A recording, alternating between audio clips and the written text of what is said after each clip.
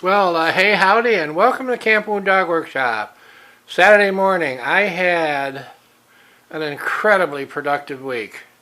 I got 3 customs finished. I got my monster orb. That's running a double CQ burner setup on a Pratt Lambert plumber's pot font. I'm going to test fire that tonight. This is the one that's got the whirly gig. Hopefully the heat is going to make that thing spin around and look cool. I got my Sugar Baby mini arc lamp done. I went to the thrift shop earlier this week and I saw a sugar bowl with a lid and I thought, wow, that looks like a little tiny arc lamp font. So I bought it. And by evening, I was well on my way to building this thing. The filigree I stole off a hollow wire I had. It was a standard Gillette hollow wire that was totally trash, but the filigree was good, so I grabbed that. This is running a 220 burner setup and generator, but instead of having the air intake come up from the bottom like on lanterns, I brought it in on the side like on the old arcs. And I agonized over this, whether I should have all the hardware for a tip cleaner, and I decided, what the heck, I can do it, let's do it. For knobs, I used tops of old skeleton keys. So anyway, I got that done. Built a hydro lamp. You know, my hydro lamps are going to be the cost-effective customs we're going to be making here. They're going to be running, like $100-ish. And the way I can keep the price way down is I'm using up fonts that might have had little dents or deep rust dings that weren't just really worth restoring. But with the Hydro Dip, the paint goes on pretty deep, or pretty thick, so it hides a lot of that.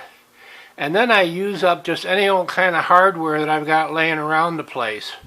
So the shades might be a little different, this might be different, but I'm recycling all the stuff that was too cool to throw away that I didn't have anything else to use it on. So anyway, got that done. And here's a biggie. I didn't restore this, I refurbished it. This is my cousin John, GPA cousin John. He brought me 3 really nice notable lanterns to be polished up, cleaned, and gotten running. This guy had 4 big stress cracks. But the advantage of that was they must have cracked early in the lantern's life, because the rest of it shows very little use. It took me 3 applications of sealer to get those cracks under control. That gets a test fire tonight.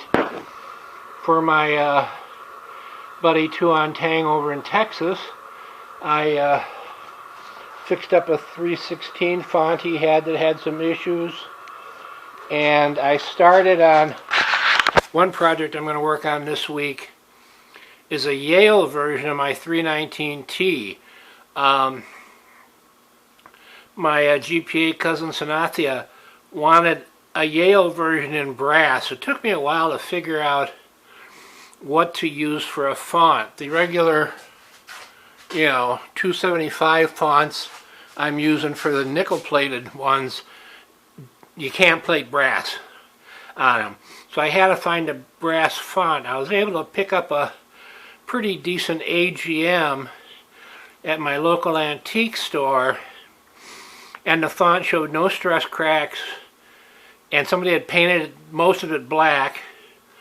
So I pulled the trigger, taking a chance, and the font was fine. But I'm sealing it anyway. AGM fonts, you know how they are. Just going to get casual seal. So anyway, that's it. And the reason I attribute my productivity this week is normally I spend 1 day cleaning up the workshop. And it takes a whole day to clean up my junk. But you know what? This week I didn't clean anything up. I worked in the mess. And I got more work done in the chaos than I can get done when I'm organized. So I think I'm just going to stick with chaos. Oh, and the best thing was, I decided to clean out some drawers I hadn't looked in years, and I found 2 Sony cameras. I love the Sony cameras, but I totally forgot I had these. I've been using a Kodak, and I hate the Kodak. I thought I'm going to have to buy a Sony, but on eBay they're running almost $200 for these, and I found 2 of them that actually worked. Batteries are charged up and everything. So anyway, that's a peek at Camp Wounded Dog Workshop on a Saturday morning. Hope you all have a good weekend. Talk to you later. Bye.